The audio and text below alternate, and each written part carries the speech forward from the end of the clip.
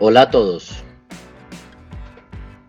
bienvenidos a nuestra segunda entrega del análisis de guerras de tercera generación, analizando en este caso ya a la Segunda Guerra Mundial como un arquetipo de guerras de tercera generación. Entonces, para iniciar nuestro relato con relación a este tema, y recordando lo que ya hemos hablado con relación a las consecuencias de la Primera Guerra Mundial, pues es útil señalar que a los alemanes pues les faltó, ¿no?, muy poco para realmente ganar la Primera Guerra Mundial. Es más, hasta no creyeron, por lo menos el estamento militar, que no lo hubieran hecho. Al llegar el año de 1917, habían tumbado y sacado de la guerra al Imperio Ruso, a Serbia, a Rumania. Habían conseguido que el ejército francés se amotinara y habían llegado inclusive a las puertas de París. Incluso después de que la última ofensiva de los aliados los obligara a retroceder a los alemanes habían retirado en formación, en orden, sin que cundiera el pánico y sin verse obligados a rendirse. Y muchos soldados alemanes nunca consiguieron comprender que realmente habían sufrido una derrota justa y aplastante, sobre todo. Y achacaron, ¿no?, la derrota o al menos la rendición a una puñalada por la espalda cometida principalmente por los elementos antipatrióticos en el interior de la propia Alemania, a saber, entre otros, los supuestamente los judíos, ¿no?, especuladores de la guerra, o los comunistas, ¿no?, dependiendo obviamente de las preferencias de quien se manifestara. Al fin y al cabo, había sido el gobierno civil de Alemania, no el ejército, el que había solicitado la paz. Ahora que una nueva generación de jóvenes había alcanzado la edad adulta, hombres dispuestos a llenar las filas y tras haber desarrollado nuevas tecnologías capaces de superar a las ametralladoras de artilleros atrincherados, los belicistas alemanes anhelaban tomarse la revancha de la Primera Guerra Mundial. Y todo lo que necesitaban era una excusa, ¿no?, y un gobierno, por supuesto, dispuesto a cooperar. Y entre los combatientes insatisfechos y ociosos que corrían por Alemania lamentándose y acusando a los judíos de apuñalar al país por la espalda, pues se encontraba Adolfo Hitler. Nacido en Austria por allá en 1889, pasó un breve periodo de su vida en Viena, ¿no?, que era en ese momento pues una capital cosmopolita de su país natal. Y bueno, allá en Viena no consiguió ser admitido en la Escuela de Bellas Artes porque no era capaz de dibujar personas, ¿no?, tal vez una metáfora o tal vez un síntoma real de un profundo defecto psicológico. Y luego de participar en la Primera Guerra Mundial y de haber sufrido esa derrota humillante por parte de los enemigos de Alemania, ¿no?, en Múnich, en el periodo de la posguerra, Hitler se incorporó a las filas del movimiento fascista y participó en la formación del Partido Nacional Socialista o Partido Nazi. El fascismo, como sabemos, pues había nacido en Italia con Mussolini, que gobernó entre 1922 y 1943. Y a diferencia del conservadurismo tradicional que defendía a la clase gobernante, a la nobleza, a la iglesia y a los capitalistas frente al populismo radical de los pobres, el fascismo en sí mismo era un populismo radical que favorecía ideales conservadores. Igual que hacían los comunistas, los fascistas unían a las masas con promesas de empleo para todos, satisfacción de los consumidores y unidad de propósito nacional, pero eran totalmente opuestos a ellos con respecto al apoyo a la patria, a Dios y al orden natural de las cosas. Igual que otros partidos radicales en la Alemania de la posguerra, los comunistas, por ejemplo, ¿no?, que eran un partido radical en la posguerra, pues los nazis también sacaron a la calle pelotones de paramilitares, ¿no?, los famosos camisas marrones, a sembrar el terror entre la oposición política. Y en el año de 1933, Los nazis se alzaron como el principal partido en un parlamento alemán irremediablemente dividido y Hitler fue nombrado canciller. En cuestión de pocos meses destruyó, dispersó o encarceló a la oposición y creó el primer campo de concentración en Dachau, a las afueras de Múnich, que debía albergar al número cada vez mayor de presos políticos. El fascismo no tardó en infiltrarse en todos los aspectos de la sociedad alemana, desde las grandes manifestaciones urbanas hasta las juventudes hitlerianas, que entre otras cosas terminaron reemplazando a los Boy Scouts, ¿no? Y bueno, tras alzarse en el poder en Alemania, Hitler se puso manos a la obra para fundar el Tercer Reich e implementar, ¿no?, la hegemonía alemana sobre Europa, al mismo tiempo que tranquilizaba a Francia y al Reino Unido, asegurándoles que esa no era en absoluta su intención. Empezó a construir el ejército alemán, o mejor, a reconstituir el ejército, ¿no?, la Wehrmacht, con el propósito de hacerle recuperar el nivel que tenía antes de 1914, dotándole de la tecnología más moderna que había en ese momento a disposición. El eje Roma-Berlín de 1936 consagró la colaboración con Italia, y Austria fue anexionada y Checoslovaquia neutralizada y dividida. Todavía conmocionados por el baño de sangre sin sentido de la Gran Guerra, de la Primera Guerra Mundial, las potencias occidentales vacilaban en iniciar otro conflicto con Alemania, pero al final se pusieron firmes y proclamaron que no tolerarían más usurpaciones de la libertad de países vecinos, una declaración que la verdad no le preocupó prácticamente en lo más mínimo al señor Adolfo Hitler. Un tratado secreto con la Unión Soviética le garantizaba a Alemania la libertad de acción en el este y en septiembre de 1939 lanzó una gigantesca invasión sobre Polonia que barrió y conquistó ese país en pocas semanas. Y por supuesto, ante este hecho ya pues Francia y el Reino Unido no tendrían otra opción que declararle la guerra a los alemanes. Entonces, ¿cómo fue ese inicio de la Segunda Guerra Mundial? Particularmente la invasión a Polonia. Bueno, antes de eso, creo que es importante hacer mención de una batalla que no ocurrió ahí en Europa del Este, ¿no? Es una batalla que se da en el marco de una guerra soviético-japonesa en 1939, que es la batalla de Yalkin Gol, ¿no? Fue un choque, ¿no?, en una guerra no declarada entre fuerzas japonesas y soviéticas en la frontera entre Manchukuo y Mongolia, y que es poco conocido en la historia, fue ampliamente ignorado por parte de Occidente. Se produce entre el 11 de mayo y el 16 de septiembre de 1939. Sin embargo, ¿por qué la nombro aquí? Porque tuvo un gran impacto en el curso de la Segunda Guerra Mundial. El conflicto se inició cuando unos soldados de caballería de Mongolia, que era un estado satélite soviético, fueron atacados en una zona fronteriza en disputa. Ambos bandos incorporaron refuerzos y la confrontación se intensificó. En junio los japoneses lanzaron un ataque aéreo sobre la base aérea soviética de Tamsak-Bulak y causó considerables daños, pero no había sido autorizado por el alto mando japonés, que prohibió nuevos ataques aéreos.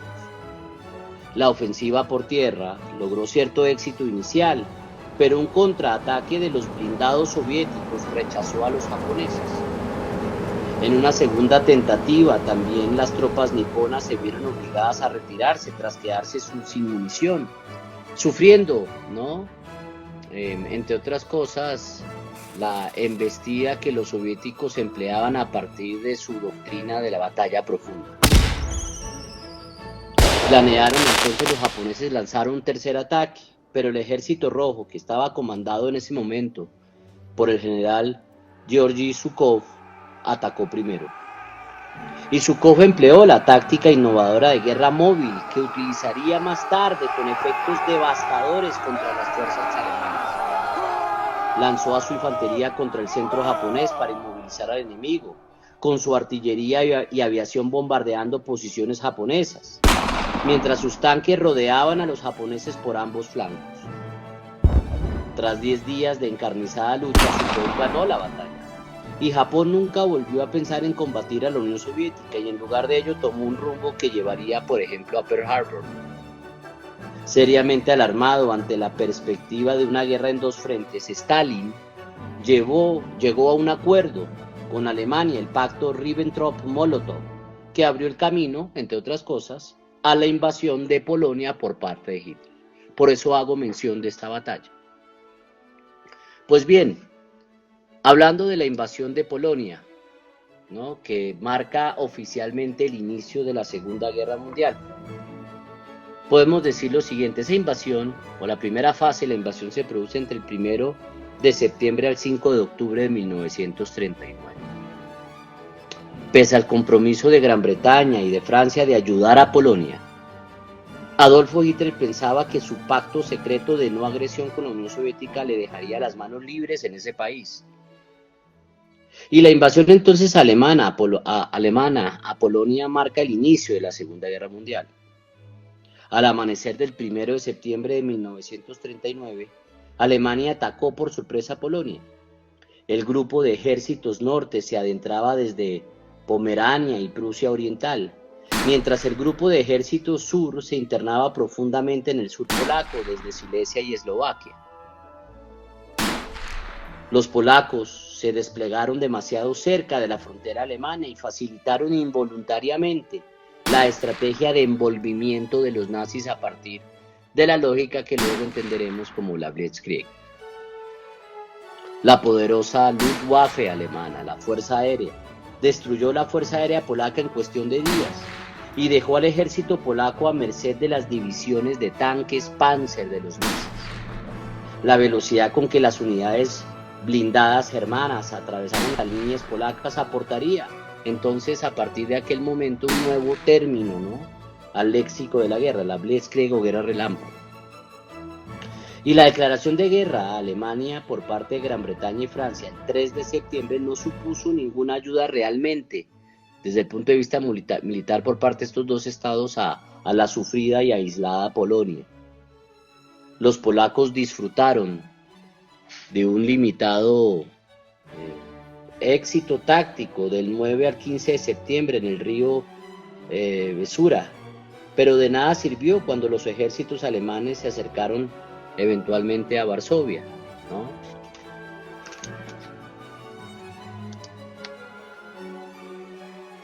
Entonces, la suerte de Polonia pues estaba realmente echada cuando, conforme a los términos secretos del pacto germánico o germano-soviético, ¿no?, suscrito por los ministros Ribbentrop y Molotov el 17 de septiembre, pues el Ejército Rojo cruzó la frontera polaca por el este. Y mientras Varsovia y unas cuantas guarniciones seguían resistiendo, ¿no?, el resto de las fuerzas armadas polacas se retiraban a los países vecinos. Y al menos 90.000 hombres escaparon, dejando la lucha para una mejor ocasión. Polonia se termina entonces repartiendo entre, principalmente, la Alemania nazi y la Unión Soviética. En esa primera ofensiva que marca la invasión polaca entre el 1 de septiembre al 5 de octubre del 39, murieron alrededor de 14.000 alemanes, ¿no? Hubo 30.000 heridos de más o menos una fuerza de 1.250.000 soldados, y entre los polacos murieron alrededor de 66.000, 130.000 heridos, 400.000 prisioneros de una fuerza de 800.000. Pero la invasión de Polonia no se detiene allí, ¿no? Después viene particularmente el ataque sobre Varsovia. Es importante anotar que en esa primera ofensiva que les comentaba por parte de los alemanes, pues no solamente la superioridad que tuvo Alemania en el aire, sino también en tierra fue inmensurable, al menos comparada con las fuerzas polacas, que si bien les sobraba voluntad, les faltaba capacidades. Por ejemplo, tuvieron que enfrentar las tropas mecanizadas y móviles de los Panzer alemanes, particularmente con caballería. Aunque claro, Polonia tenía algunos tanques, no tenía la fuerza que logró desplegar y movilizar a Alemania en la invasión a Polonia. Y por ende, pues la caída de Polonia solamente requirió unos varios días o semanas. En el ataque a Varsovia, ¿no? El ataque alemán sobre Varsovia entre el 8 al 27 de septiembre de 1939 incluyó, entre otras cosas, el bombardeo de objetivos civiles para sembrar el terror entre la población de la capital polaca. La estrategia de bombardeo aéreo masivo se convirtió, como veremos, en uno de los rasgos característicos de la Segunda Guerra Mundial, que sufrieron tanto civiles como soldados. La Luftwaffe inició su campaña de bombardeo sobre Varsovia al estallar la guerra el 1 de septiembre del 39. Y el día 8 de ese mismo mes, las unidades Panzer llegaron a los barrios occidentales de Varsovia. Pero fue el 15 cuando se rodeó la ciudad y se hicieron los preparativos para un ataque terrestre. Al día siguiente, los alemanes realizaron ataques de prueba, confiando en explotar las debilidades de las líneas polacas, pero fueron finalmente rechazados. La artillería alemana y la Luftwaffe siguieron bombardeando, debilitando la capacidad, la resistencia, pero sobre todo la voluntad de las tropas acantonadas, atrincheradas en Varsovia. Y los soldados alemanes también impidieron que ningún civil abandonara la ciudad, con el fin de que se mantuviera la demanda de alimentos que ya escaseaba. Los alemanes aumentaron sus fuerzas para llevar a cabo un gran asalto, hasta reunir 9 divisiones de infantería con apoyo de artillería pesada el 26 de septiembre del 39. La Luftwaffe había concentrado sus ataques en las centrales eléctricas, las estaciones depuradoras y de bombeo de agua y las fábricas de harina de la ciudad. En consecuencia, los habitantes de Varsovia estaban al borde de la inanición y se vieron obligados a beber inclusive directamente del vístula, ¿no? Arriesgándose a que se extendiera una epidemia tifoidea. Y aunque los polacos seguían defendiendo sus posiciones, la situación era desesperada.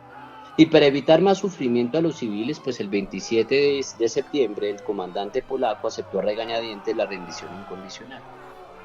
En ese ataque de Varsovia murieron 1.500 alemanes, ¿no? 5.000 heridos de 175.000 tropas, mientras que en el lado de los polacos, ¿no? Fueron alrededor de 6.000 muertos, ¿no? 16.000 heridos, 100.000 prisioneros de una tropa de 124.000. Lo importante aquí señalar también, adicionalmente, es que murieron alrededor de 28.500 civiles, ¿no? Y 50.000 civiles resultaron heridos en ese ataque de Varsovia. Ahora, esto lo comento porque aquí comenzamos a ver cómo, aparte obviamente del uso principalmente de los tanques, el poder aéreo comienza a ser preponderante, fundamental, ¿no? Y en ese sentido, pues es importante señalar que pues la Luftwaffe jugaría un papel muy importante, al menos para las ambiciones nazis y sobre todo su estrategia de guerra. Una vez que Hitler asume el poder de Alemania, ¿no? Como ya comentaba, comenzó rápidamente a tratar de reconstituir las capacidades militares seriamente dañadas, no solamente por las consecuencias de la Primera Guerra Mundial, sino sobre todo limitadas por el Tratado de Versalles. Entonces, uno de los primeros actos de Hitler como canciller fue crear el Ministerio del Aire. Y junto con un grupo de destacados oficiales del Estado Mayor, el Ejército y la Marina, transfirieron al Ministerio del Aire varios cientos de oficiales de aviación y especialistas técnicos que habían sido retenidos durante el periodo de entreguerras. El nuevo Ministerio del Aire, creado por Hitler, también adquirió muchos miembros de la aviación civil que había servido en el antiguo Servicio Aéreo Imperial, ahora Lufthansa. Entonces, Antes de 1939, la Luftwaffe ya estaba en un modo de rápida expansión. Había crecido de una fuerza de 18.000 efectivos en marzo de 1935 a más de 70.000 en el verano de 1936. Y la Luftwaffe publicó una doctrina integral de la guerra aérea ya para 1935. La doctrina se desarrolló bajo la dirección del general Weber, quien quería que toda la Luftwaffe estuviera imbuida de un concepto común de guerra aérea.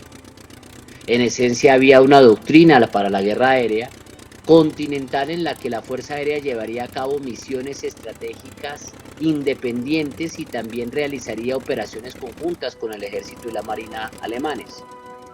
El bombardeo estratégico fue reconocido como una misión central y la doctrina exigía una gran capacidad para atacar objetivos industriales y militares vitales en las profundidades de la patria enemiga. Sin embargo, la otra misión central de la Fuerza Aérea era aquello a lo que los alemanes llamaban la guerra aérea operativa, en la que la Fuerza Aérea, la Luftwaffe, operaría junto con el ejército, la Wehrmacht, en el contexto de un gran plan operativo. En la guerra, el primer trabajo de la Fuerza Aérea era ganar la superioridad aérea atacando los aeródromos enemigos y expulsando a los cazas del adversario del cielo. Y una vez que se lograra la superioridad aérea, la Fuerza Aérea Alemana buscaría objetivos operativos clave dentro de las líneas enemigas, especialmente los sistemas de logística y transporte, para paralizar el movimiento de tropas y suministros del contrincante. Finalmente, la Luftwaffe debía operar muy cerca del frente, atacando objetivos militares, constantemente. Y en las operaciones ofensivas, la Fuerza Aérea se utilizaría en masa y en el punto decisivo que tanto el ejército como los líderes de la Fuerza Aérea Alemana acordarían. La doctrina, por lo tanto, exigía una estrecha coordinación de la Fuerza Aérea y las divisiones militares en tierra. Y la Luftwaffe sería comandada y controlada por aviadores, pero actuaría con el ejército en el contexto de lograr objetivos conjuntos. De más de 70.000 efectivos a mediados de 1936, la Luftwaffe había crecido inclusive a 178.000 efectivos a mediados de 1937. Y en agosto de 1939, la Luftwaffe desplegó más de 4.000 aviones de combate modernos y tenía más de 400.000 efectivos, o 900.000 con reservas en movilización. Ahora bien, en 1936, es decir, 3 años antes del inicio oficial de la Segunda Guerra Mundial y la invasión de Hitler a Polonia, España se había dividido en dos naciones, por decirlo de alguna manera. Una de ellas era conservadora, católica y nacionalista, que incluía a los pequeños empresarios y a los grandes terratenientes de España. Y otra que particularmente había asumido particularmente las ideas socialistas y buscaba particularmente el fin de la monarquía española y la constitución de una república, ya no una monarquía parlamentaria, sino una república democrática.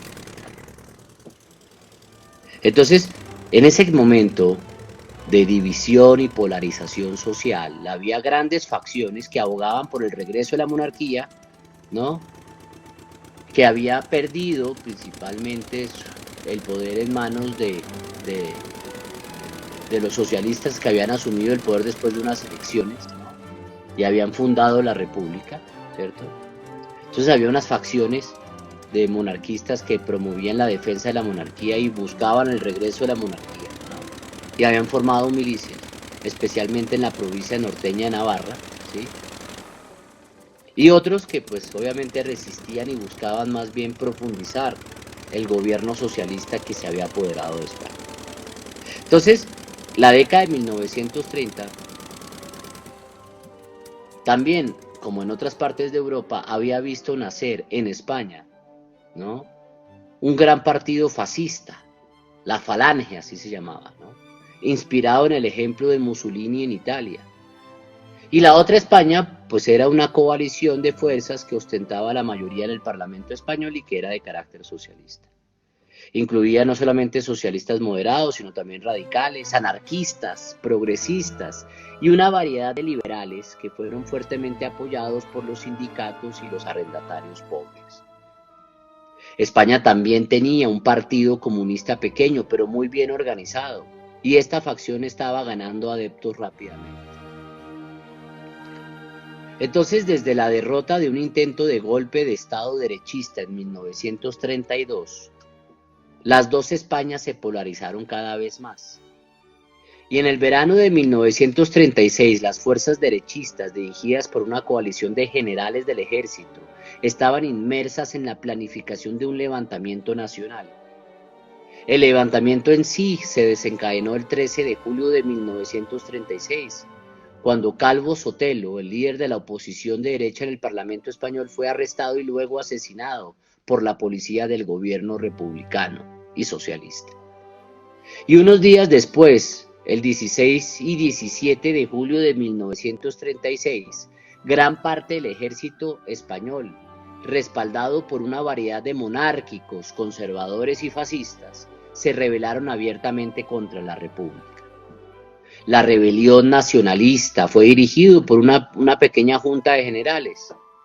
El general José Sanjurjo, que había liderado el intento de golpe de Estado de derecha en 1932 y fue encarcelado y luego amnistiado por el gobierno, vivía exiliado en Portugal y era el más veterano de los golpistas. Otro oficial superior era el general Emilio Mola, un veterano condecorado de las guerras del norte de África que se había desempeñado como gobernador general y comandante en Pamplona, allá en la provincia de Navarra.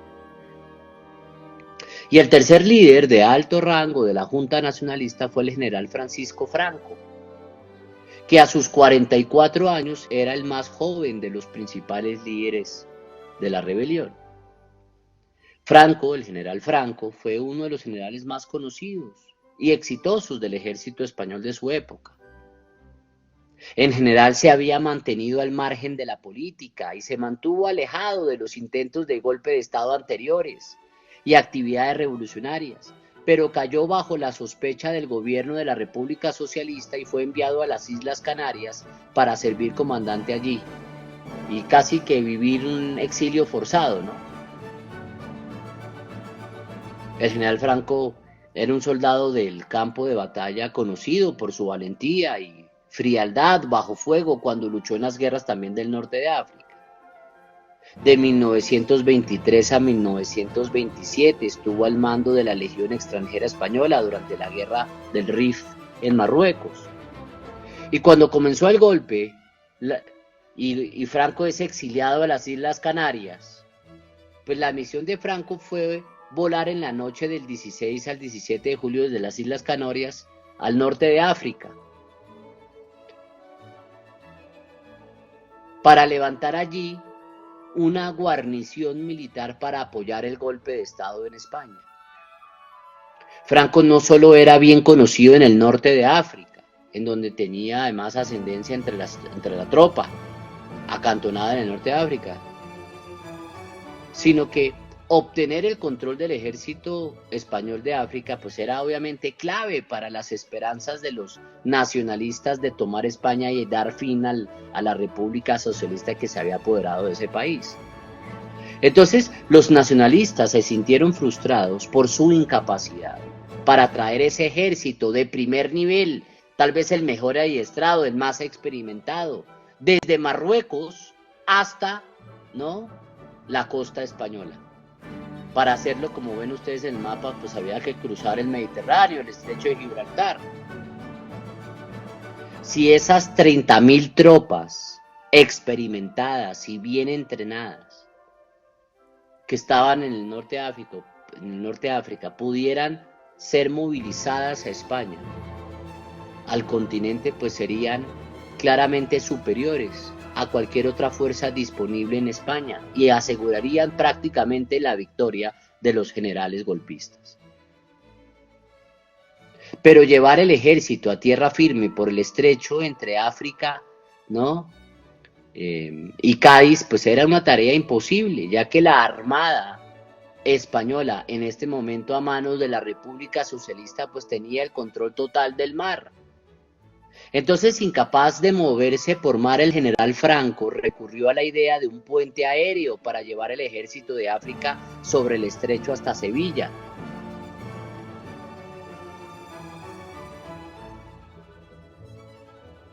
Pero los nacionalistas solo tenían un puñado de aviones operativos. Y entonces Franco recurrió a Alemania e Italia en busca de ayuda. El general Franco fue abordado por dos empresarios alemanes residentes en el Marruecos español, Adolf Langheim y Johannes Bernhardt. Eran miembros del partido nazi y partidarios de la causa nacionalista española. Creían que con sus conexiones con el partido nazi en Alemania podrían reunirse con Hitler y convencerlo de que proporcionara aviones y apoyo a las fuerzas del general Franco.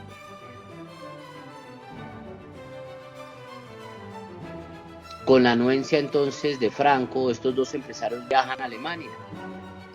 Y luego de reunirse, obviamente, con el partido nazi y buscar audiencia con Hitler, Hitler termina accediendo de inmediato a proporcionar aviones y equipo militar a Franco.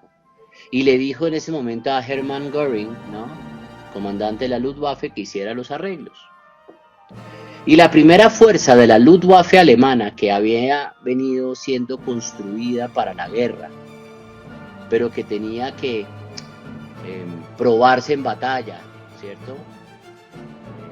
Tenía que revisar si su tecnología, si sus aeroplanos, pero sobre todo si su doctrina tenía efectividad, pues obviamente buscaron una prueba a laboratorios, como lo fue la Guerra Civil Española, y en ese sentido, pues, una vez que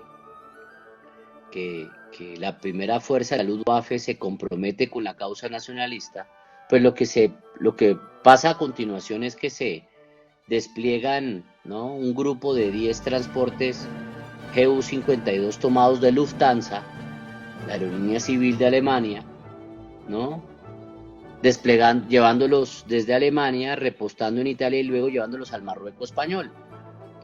Y antes de finales de julio estaba en marcha un puente aéreo completo con transportes alemanes que volaban desde el aeródromo de Tetuán en Marruecos a Sevilla, a 1 hora de vuelo.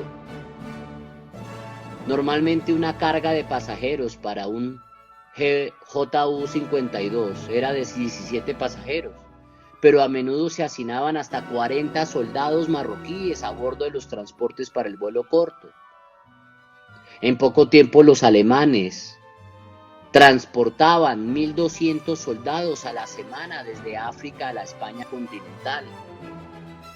En la semana del 10 al 16 de agosto de 1936, los transportes de la Luftwaffe pudieron transportar por aire a 2.853 soldados junto con 7.985 kilogramos de equipaje. El puente aéreo de las fuerzas nacionalistas a la España peninsular del 27 de julio al 11 de octubre pues fue un claro triunfo. Le permitió al general Franco, con la ayuda particularmente del poder aéreo en ese momento alemán e italiano, movilizar sus tropas, sus 30.000 tropas a España. Y los transportes alemanes se unieron a los italianos y los nacionalistas también operaron algunos transportes aéreos, pero el esfuerzo principal y el crédito por el éxito pertenecieron a los alemanes, quienes también habían manejado las operaciones del aeródromo. El puente aéreo terminó en octubre, cuando los nacionalistas obtuvieron el control de las rutas marítimas y pudieron ahora enviar el restante de hombres y material a África por barco. En 2 meses y medio, lo que quiero señalar es que más de 20.000 soldados nacionalistas habían sido transportados por avión a España. Y de ese total, más de 2/3, es decir, más de 13.000 soldados, habían sido transportados por aire por la Luftwaffe, junto con un total de 270.199 kilogramos de equipo, incluidas ametralladoras y más de 30 piezas de artillería con sus municiones. Ahora, Después de ese éxito rotundo, a finales de octubre del 36, cuando los nacionalistas se acercaban a los suburbios de Madrid, se hizo el anuncio de la ampliación del compromiso alemán con España, o mejor, con la España nacionalista. Y esta fuerza ampliada en España alemana se denominaría la Legión Cóndor. Y tal como estaba previsto, estaría formada por un Estado Mayor, un grupo de bombarderos de 3 o 4 escuadrones, un grupo de cazas de 3 o 4 escuadrones, un grupo de reconocimiento de 2 escuadrones, un escuadrón de hidroaviones, un batallón de comunicaciones, un batallón de suministros logísticos, un destacamento médico, ¿no? Y un batallón antiaéreo extra grande que contaría con 8 baterías, 5 baterías de cañones de 88 milímetros, 2 baterías de cañones antiaéreos ligeros de 20 milímetros y 37 milímetros y una batería para la formación del personal español. La Legión Cóndor también adjuntaría, ¿no?, pequeños vuelos de aviones prototipo para pruebas de combate con los grupos de reconocimientos, caza o bombarderos, incluidos los últimos modelos de preproducción de aviones alemanes. El ejército proporcionaría un pequeño batallón de tanques y un pequeño destacamento de asesores militares para dirigir escuelas de formación para los oficiales nacionalistas y las unidades del ejército español.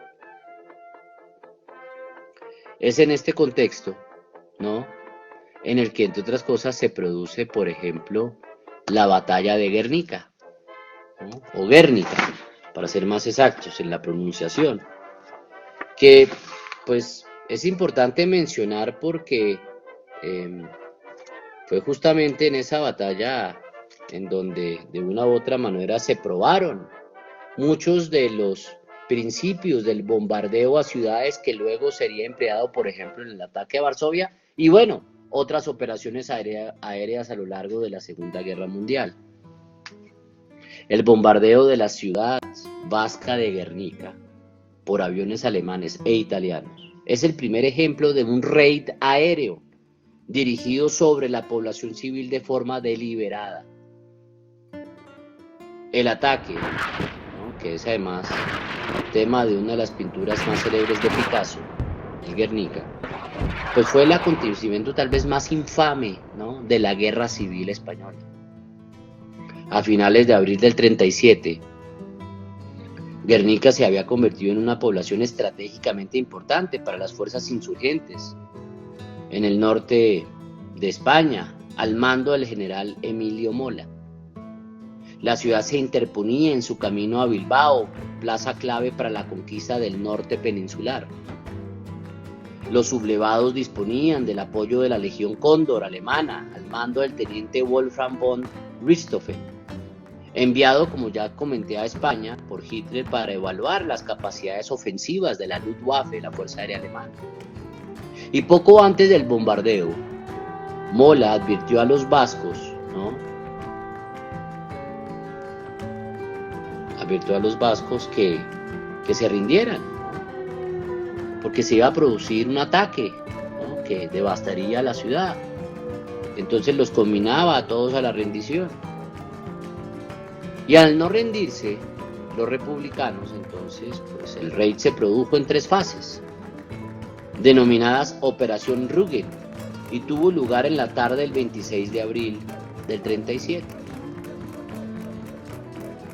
En una primera fase se lanzaron bombas explosivas y granadas de mano. A continuación se produjo el ametrallamiento de los civiles que corrían por las calles y finalmente la ciudad fue sometida a un intenso ataque con bombas incendiarias. 3/4 partes de los edificios quedaron destruidos y el resto más o menos dañados. Y el uso de bombas incendiarias, unida al hecho de que el puente de la ciudad, de la población de Guernica, que era un objetivo clave, quedó intacto, pues no deja lugar a dudas de que el bombardeo fue dirigido contra la población civil.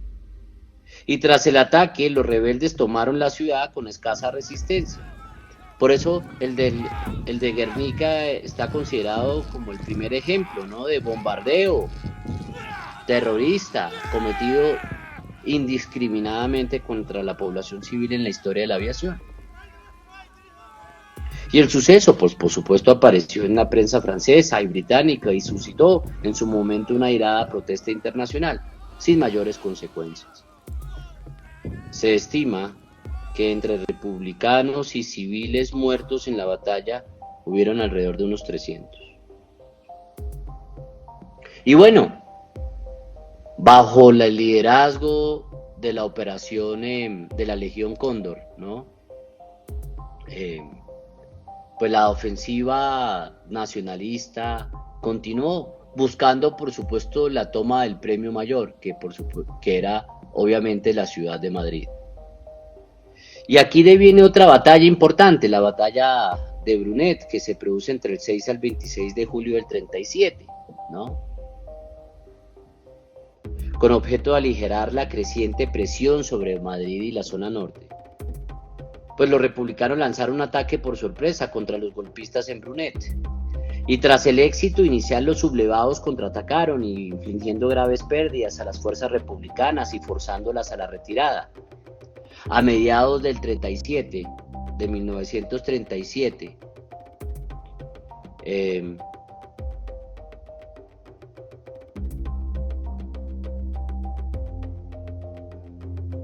el Madrid republicano estaba sometido a una intensa presión por parte de las fuerzas nacionales. Y en respuesta, los republicanos decidieron lanzar un ataque sobre Brunet, que es una localidad situada a 24 kilómetros, ¿no?, al oeste de Madrid, y junto a la carretera de Extremadura, la vía utilizada por los sublevados para enviar tropas al frente de Madrid. Y el ataque, llevado a cabo por los generales Juan Modesto y Enrique Jurado, se inició en la mañana del 6 de julio con un intenso fuego artillero contra las posiciones rebeldes. Estos fueron cogidos por sorpresa y los republicanos pronto capturaron Brunet y la carretera de Extremadura. Siguieron jornadas de intensa lucha, con los republicanos intentando sin éxito avanzar hacia el sur. Finalmente, el 17 de julio finalizaba la ofensiva republicana. Y al día siguiente, los sublevados los nacionalistas lanzaban un poderoso contraataque bajo el mando del general José Varela. Y con la ayuda de los tanques alemanes y de una nueva arma aérea, el Messerschmitt Bf-109, hicieron retroceder a los republicanos tras una feroz lucha. Y cuando la contraofensiva rebelde finalizó el 26 de julio, las fuerzas republicanas volvían a ocupar sus posiciones iniciales y habían perdido el control sobre Extremadura. El fracaso militar resultó en un grave revés para la República y fue un éxito para los nacionalistas. Además de perder a 20.000 de sus mejores tropas, ¿no?, los republicanos, los socialistas también perdieron un valioso material militar. 20.000 bajas de 80.000 sufrieron los republicanos. Los nacionalistas perdieron 10.000 de una fuerza más o menos de 65.000. Y bueno, durante 1937 y 1938, la Legión Cóndor desarrolló un método estándar para brindar apoyo aéreo a las ofensivas terrestres de los nacionalistas. La operación estaba precedida por un reconocimiento aéreo intensivo por aviones de largo y corto alcance para identificar las ubicaciones de las unidades enemigas, las fortificaciones, los cuarteles generales, ¿no?, los puntos de suministro y las posiciones de artillería. Y armados con esa información, los comandantes nacionalistas y el comandante y Estado Mayor de la Legión Cóndor alemanes seleccionaban el mejor lugar para un ataque.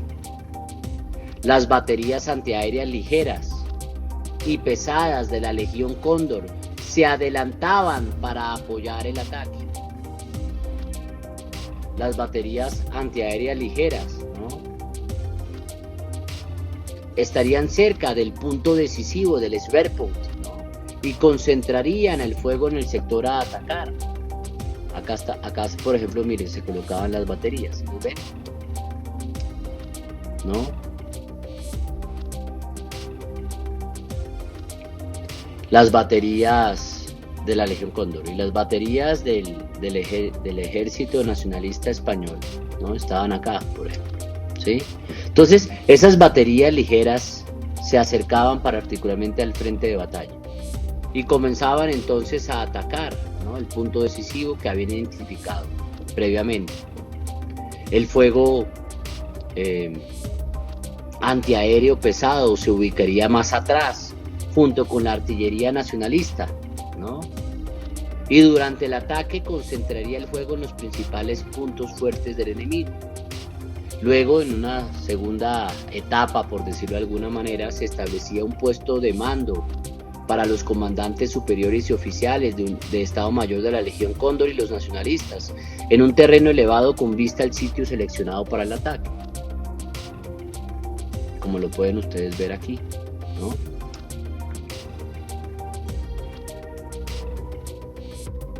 Y el batallón de señales de la Legión Cóndor aseguraba que hubiese contacto telefónico con las unidades terrestres y también con la base aérea principal de la Legión Cóndor en la retaguardia. Si bien los comandantes de tierra no podían hablar directamente con los bombarderos, podían transmitir mensajes a la base aérea de la Legión, que sí tenía contacto por radio con los bombarderos. Y bueno, ya en una tercera etapa, a medida que el ataque comenzaba con la preparación de la artillería alemana y nacionalista para suprimir el fuego enemigo, el sitio seleccionado para el avance era atacado por oleadas de bombarderos pesados de la Legión Cóndor, ¿no? Como ven ustedes acá, ¿cierto? Para tratar de aturdir, ¿no? Al enemigo, debilitarlo, ¿no? Eso sí, aturdir a los defensores justo antes de que la infantería nacionalista, apoyada por tanques y vehículos blindados, golpease el sector a conquistar. Y en la parte trasera inmediata del sector de ataque, pues los cazas HE-51 de la Legión Cóndor, así como los HE-45 y los HE-46, utilizados como bombarderos ligeros y aviones de reconocimiento, y los cazas y bombarderos ligeros nacionalistas, pues realizaban bombardeos y ametrallamientos y barridos a baja altura para atacar cuarteles generales, depósitos de suministros, artillería y cualquier refuerzo de avance que pudiesen desplegar o enviar para reforzar la línea principal, los republicanos. Y cuando el enemigo pues se retiraba, pues los combatientes de apoyo atacarían y acosarían implacablemente a las fuerzas. Este sistema, utilizado por primera vez en la campaña contra los vascos, ¿no?, resultó ser un gran éxito. Y el apoyo aéreo efectivo permitió a los nacionalistas romper posiciones republicanas bien fortificadas sin bajas indebidas, como efectivamente ocurrió, por ejemplo, en Guernica. Este modelo evolucionó hacia los métodos de apoyo aéreo táctico del ejército alemán y la Luftwaffe, que demostraron ser igualmente efectivos en las campañas de 1939, ¿no?, y de 1940. Entonces, una vez que se utilizó la Guerra Civil Española como laboratorio de pruebas y efectivamente la conquista por parte de Alemania, que da inicio a la Segunda Guerra Mundial en el 39 de Polonia, puso en práctica mucho de lo aprendido, de las lecciones recogidas particularmente del papel de la Legión Cóndor en la Guerra Civil Española, pues poco a poco los alemanes se iban apoderando de Europa. Y en poco más de 3 años, Alemania había conquistado 10 países. La Unión Soviética se había anexionado 3 y compartía otro con Alemania, e Italia se había anexionado 1. En otras palabras, toda Europa continental en el lapso de 3 años, bajo la lógica de la Blitzkrieg, ¿no?, pues había caído en manos de Alemania, o bien directamente o bien indirectamente, a través de aliados como Hungría o de países neutrales pero sumisos como España. Los únicos países que quedaban para enfrentarse a cualquiera de esas agresiones luego de la caída, entre otras cosas, de Francia, pues fueron los dominios dispersos de la Commonwealth británica. Entonces, comienza principalmente la batalla por Inglaterra, ¿no? La caída en Francia en junio de 1940 había llevado a la aparentemente invencible ejército alemán hasta la costa septentrional de Francia. Y Adolfo Hitler comenzaba a meditar seriamente la invasión del sur de Inglaterra. Y le coloco nombre clave a esa operación, la Operación León Marino. Una operación que en ese momento realmente el único convencido, al menos era Hitler, porque pues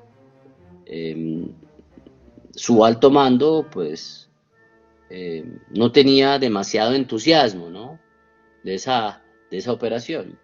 Pero bueno, ¿por qué? Porque es que el éxito de León Marino, de la conquista del sur de Inglaterra, de una invasión anfibia al sur de Inglaterra, dependía, entre otras cosas, de la destrucción del mando de caza de la Real Fuerza Aérea Británica, la primera fuerza aérea independiente, ¿no?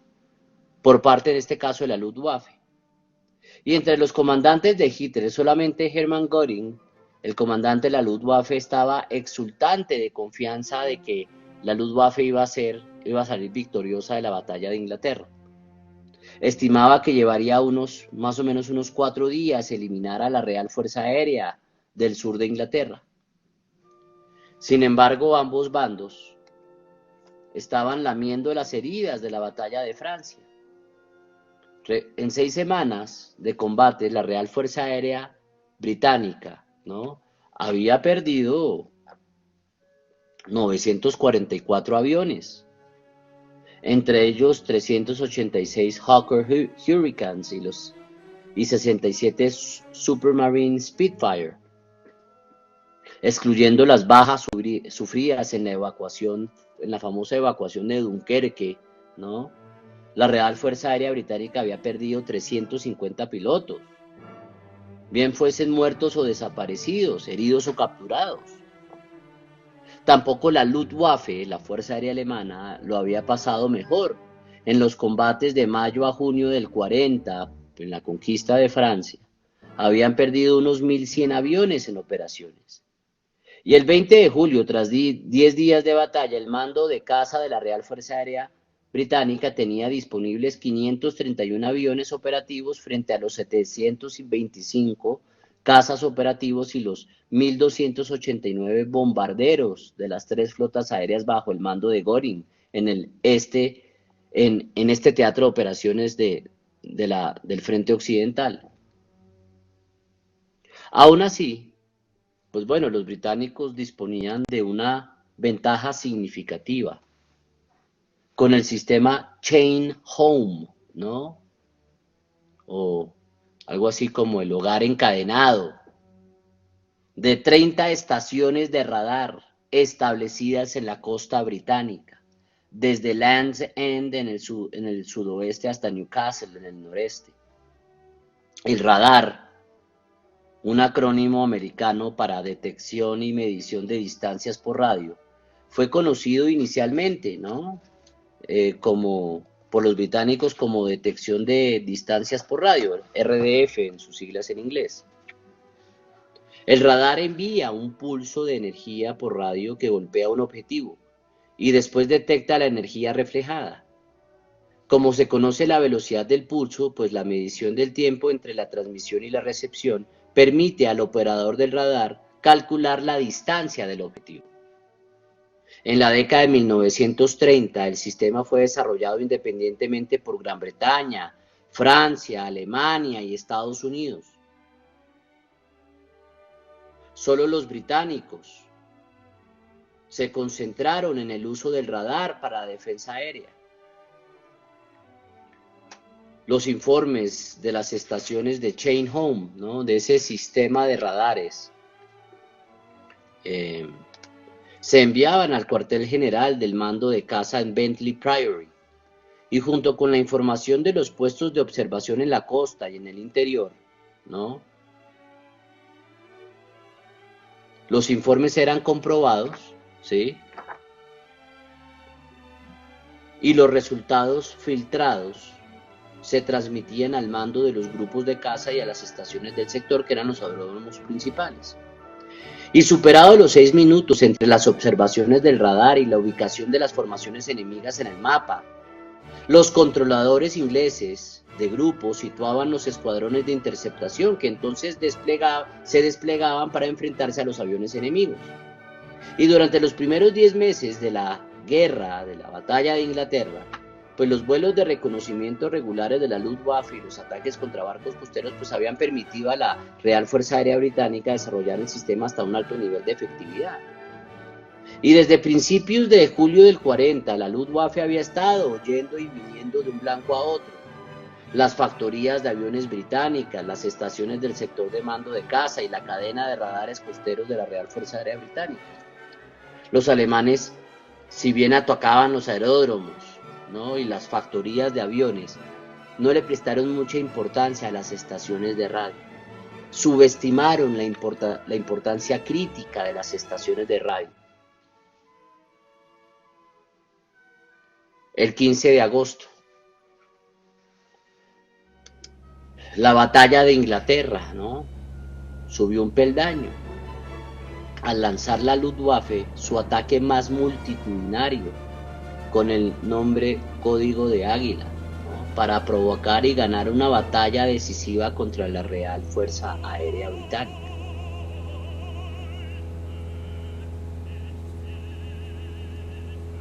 En el llamado Jueves Negro, Black Thursday, ¿no?, perdió, ¿no?, la Luftwaffe 72 aviones. Y 10 días después el mando de bombardeo de la Real Fuerza Aérea Británica lanzó su primer ataque contra Berlín. En venganza, Hitler probó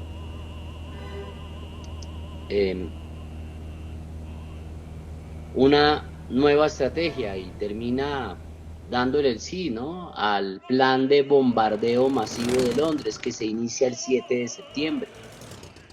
El 15 de septiembre, la Luftwaffe sufrió otra derrota importante sobre el cielo de la capital británica, cuando 2 oleadas de bombarderos con una gran escolta se toparon con 300 cazas británicos. Se negó a la Luftwaffe la superioridad aérea. El 12 de octubre, Hitler ordenó la cancelación definitiva de la Operación León Marino. A partir de entonces, el bombardeo de las ciudades británicas no se pudo realizar de día, sino que empezaba a realizarse de noche. Entonces, los alemanes, ¿no?, como paso previo a sus planes de conquista de Gran Bretaña, pues tenían que ganar la supremacía aérea sobre el sur de Inglaterra. Pero como ya vimos, no lo lograron, debido a una serie de decisiones erróneas del mando de la Luftwaffe.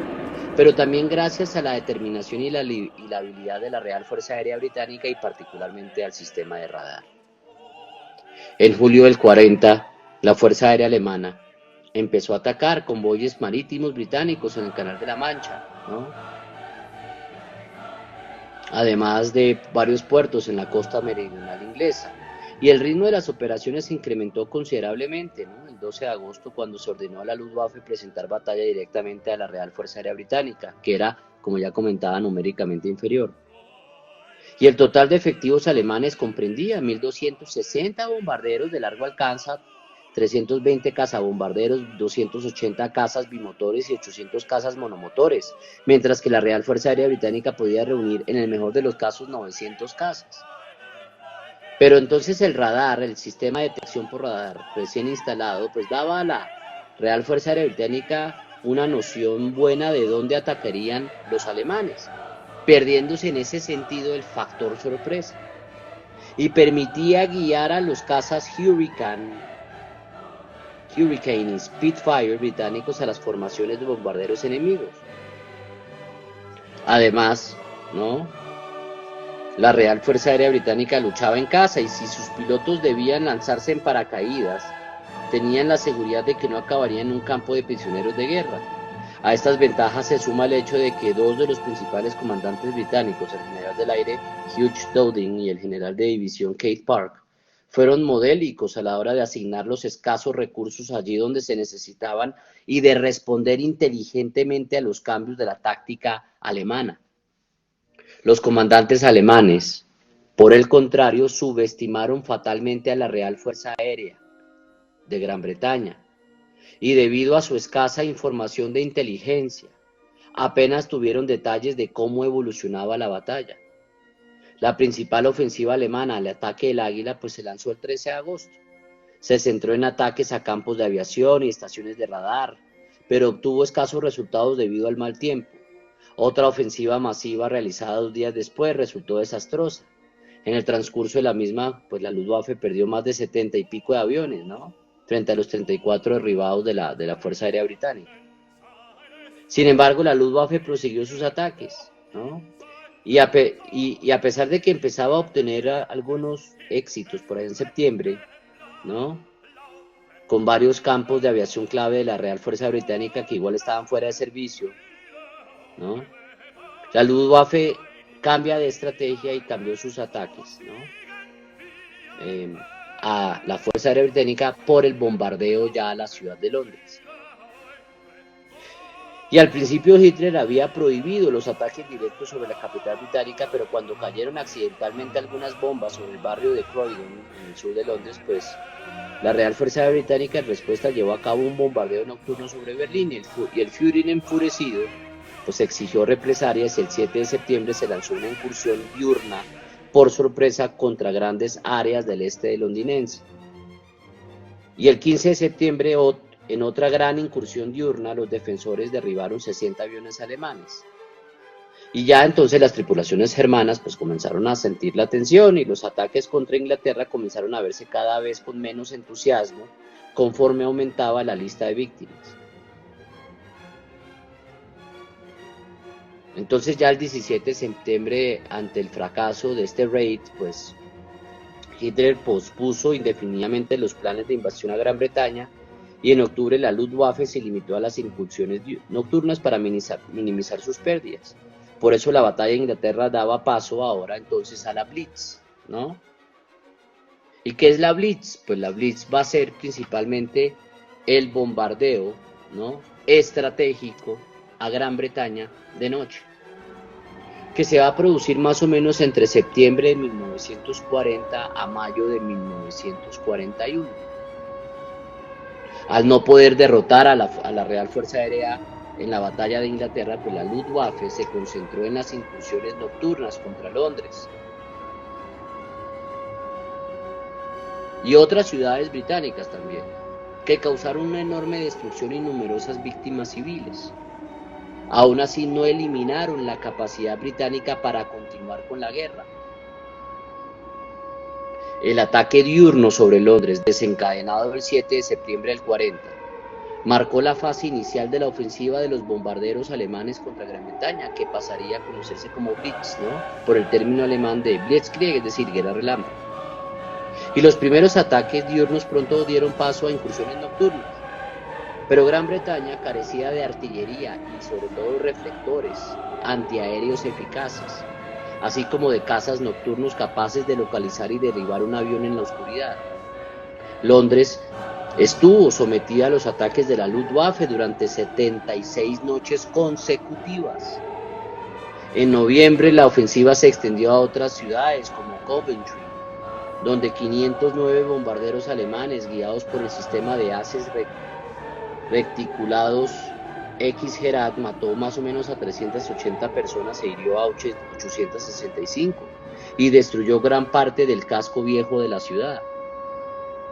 A comienzos del 41, la Marina germana persuadió a Hitler de que concentrara sus ataques sobre los recursos marítimos británicos y en una serie de 46 incursiones entre febrero y mayo varios puertos como Plymouth o Portsmouth o Bristol o Belfast, ¿no?, o Newcastle o Hull, entre otros, pues fueron intensamente bombardeados, aunque no lograron paralizar, pues digámoslo así, las operaciones marítimas.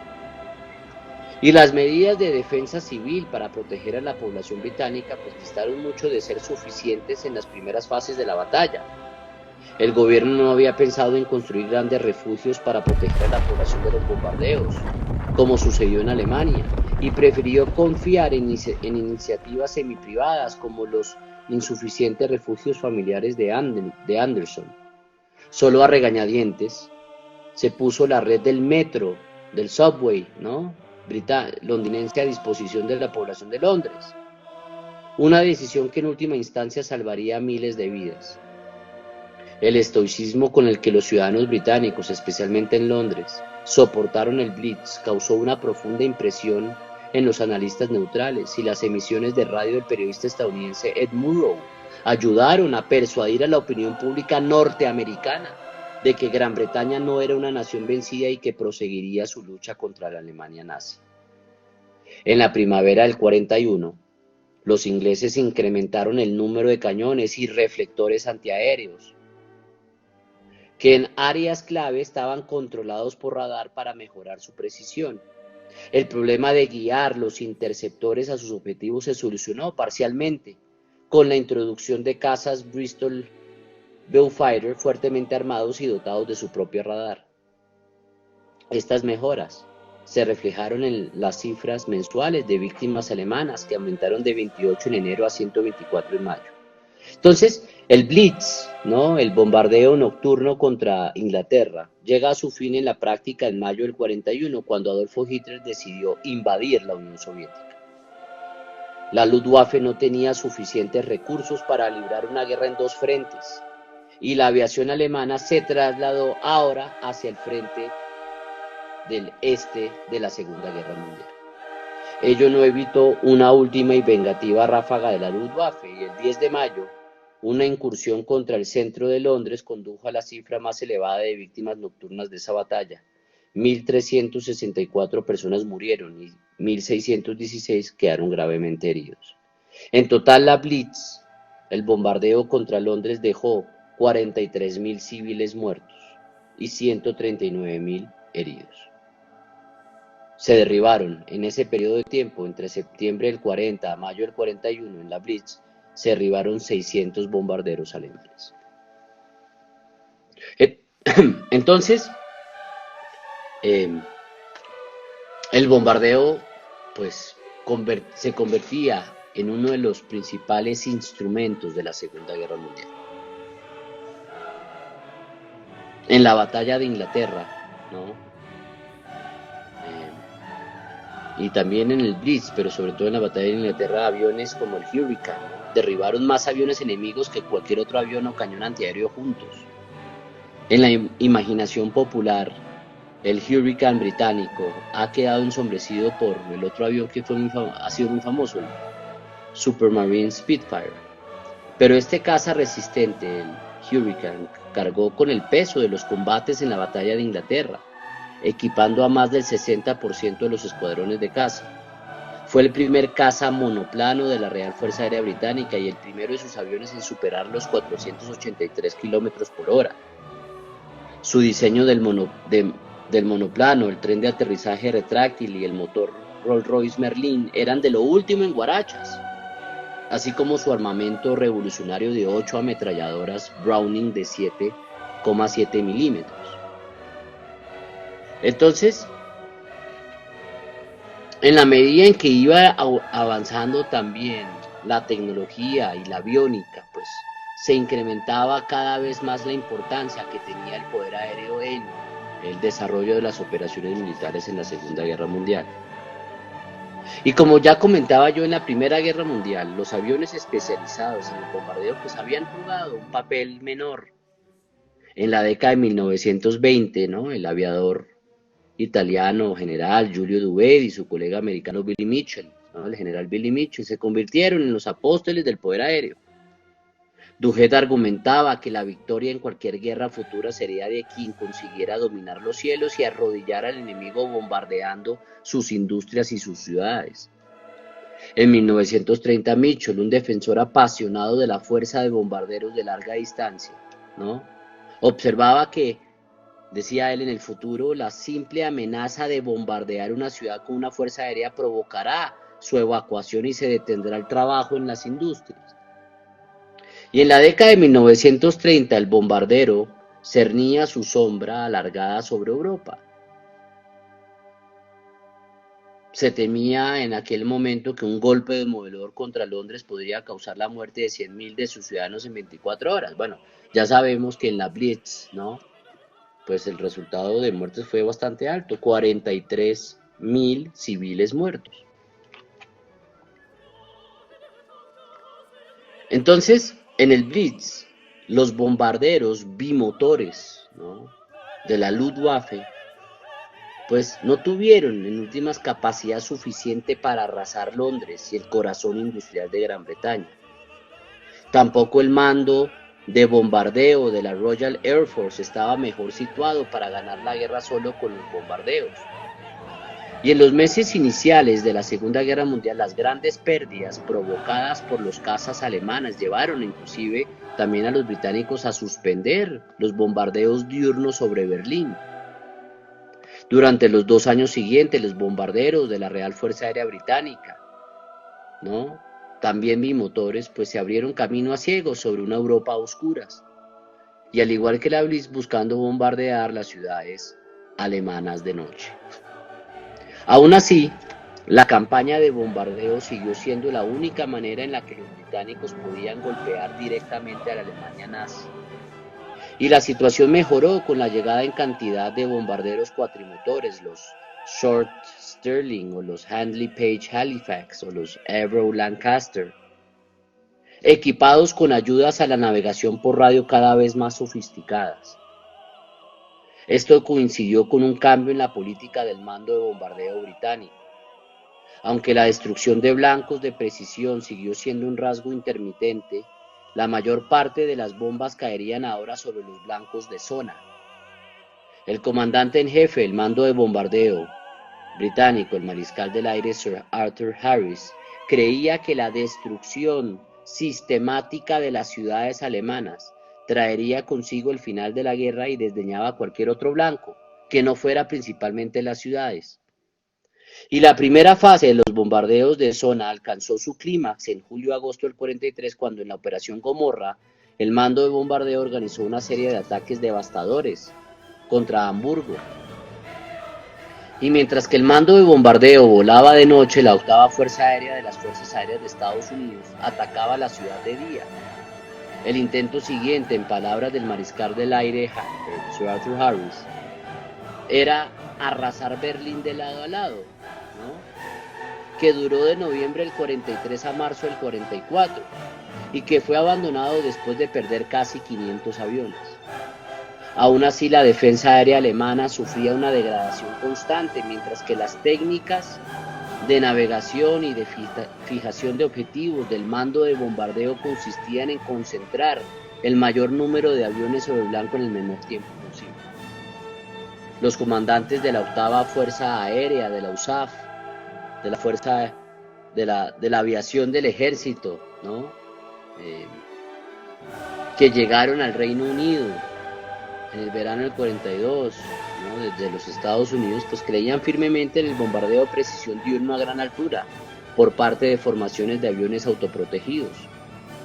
No les detuvo el hecho de que al principio de la guerra, tanto la Luftwaffe como el mando de bombardeo de la Real Fuerza Aérea Británica habían probado ya esa táctica anteriormente y habían fracasado. En los cielos sobre Alemania, la teoría de la aviación norteamericana tuvo su comprobación casi hasta el punto de la aniquilación, y los B-17 Fortalezas Volantes y los B-24 Liberator, volando en formaciones en masa, pues sufrieron pérdidas cada vez mayores a manos de los cazas diurnos de la Luftwaffe, ¿no? Y a finales del verano del 43, pues la media de pérdidas era de un poco habitual del 10% por misión. La crisis finalizó en diciembre del 43, ¿no?, con la aparición del formidable caza de escolta, el P-51 Mustang. capaz no solo de escoltar a los bombarderos durante todo el camino hasta lo más profundo de Alemania, sino también de formar patrullas de caza para limpiar los cielos de cazas enemigos. Entonces fue muy importante, ¿no?, la aparición justamente del avión de caza de la Segunda Guerra Mundial, como por ejemplo el P-51 Mustang, ¿sí? Pero los bombarderos, claro, podían devastar ciudades, pero no podían ocupar territorio. A pesar de que los bombardeos minaban significativamente la voluntad del enemigo, pues no era suficiente simplemente con bombardear, había que ocupar territorio. Pero en ese proceso, por tratar de incrementar la capacidad del bombardeo y evitar tantas pérdidas con el desarrollo de aviones de cazas escoltas de gran alcance,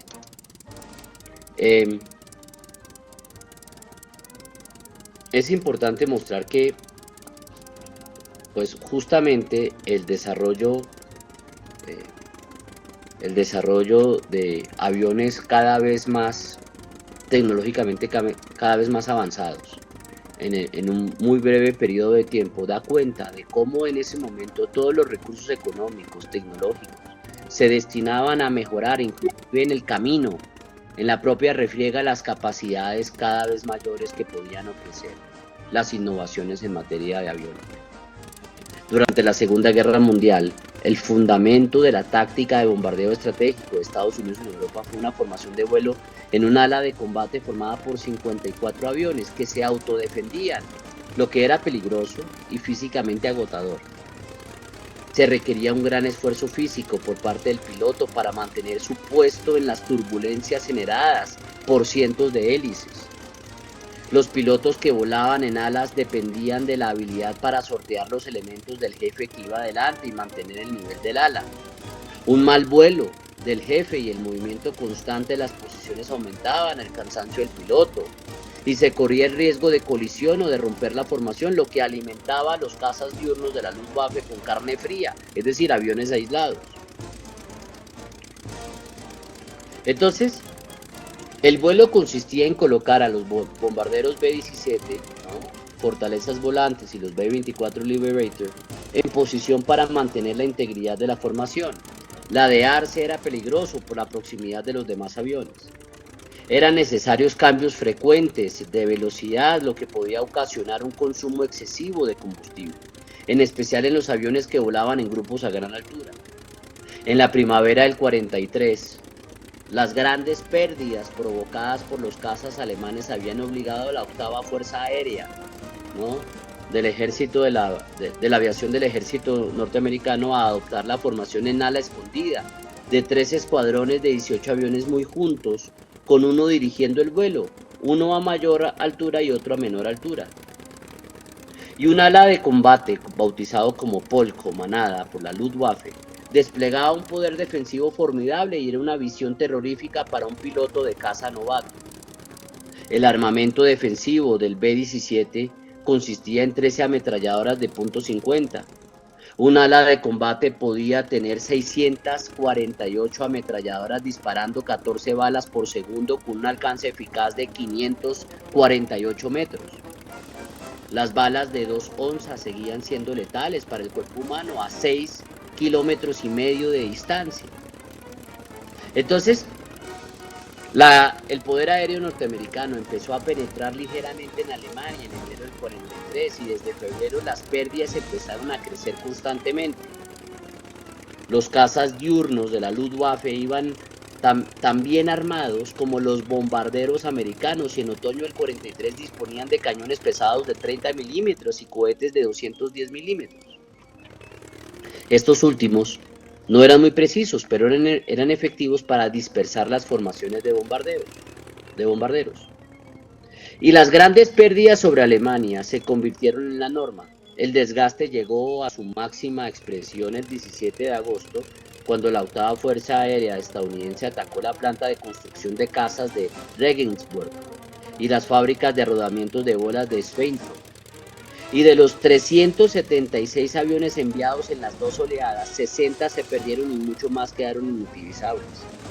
Un segundo ataque sobre Schweinfurt en octubre costó a los americanos la pérdida de 77 aviones y otros 133 dañados de los 291 que fueron enviados.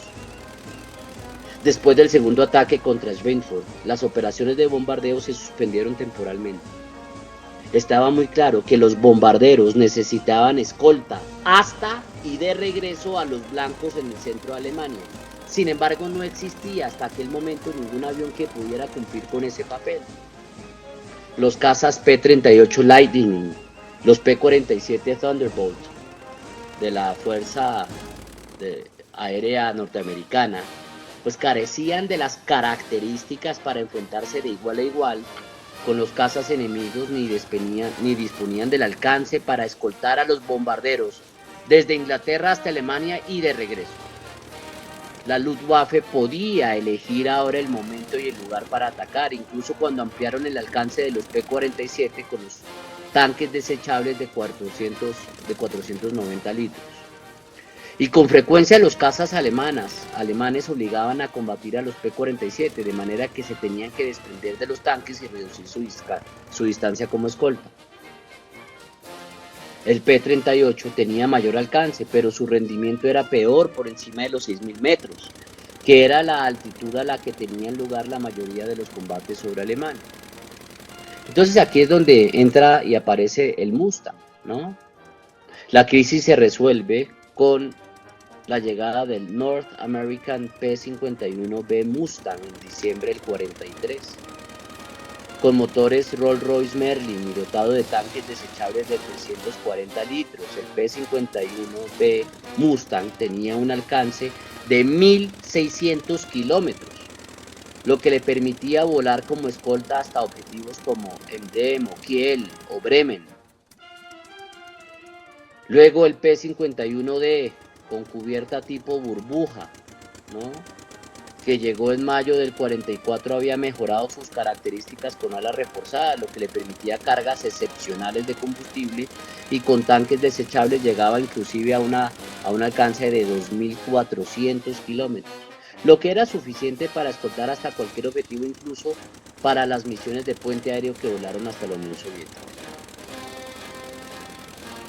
El P-51D igualaba al ME-109G en maniobrabilidad en vuelo y tenía la posibilidad de subir y caer en picado. Solo la capacidad de giro permitía al caza alemán equilibrar la situación. Podía permanecer en el aire más de 9 horas. Entonces, con el P-51D, los norteamericanos tenían un caza de escolta soberbio que podía usar para provocar y ganar una serie de batallas por la supremacía aérea. Y en enero del 44 los norteamericanos introdujeron un sistema modificado de apoyo a los bombardeos por relevo. Más que volar hasta un lugar de cita predeterminado y después acompañar a una parte de los bombarderos hasta que lo revelaba otra unidad, ahora se situaba a un grupo en una zona a lo largo de la ruta que patrullaban mientras pasaban los bombarderos. Los grupos de P-47 con más experiencia se asignaban a los sectores donde se esperaba oposición enemiga, mientras que la aproximación al blanco, ¿no?, en la ruta de los bombarderos estaba bajo el control del P-38 y del P-51. La llegada de los Mustang permitió otro ajuste táctico de las formaciones de bombarderos. Se redujeron a 3 escuadrones de 12 aviones, con el escuadrón líder en el centro y los escuadrones de cola situados arriba y abajo.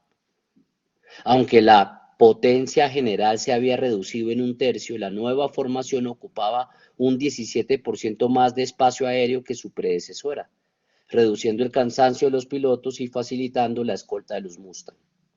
Entonces, los Mustang no se usaban solo como escoltas, rodeando la formación de bombarderos como habían hecho los ME-109 alemanes en la batalla de Inglaterra, sino que también eran patrullas de combate cuya tarea era buscar y destruir al enemigo.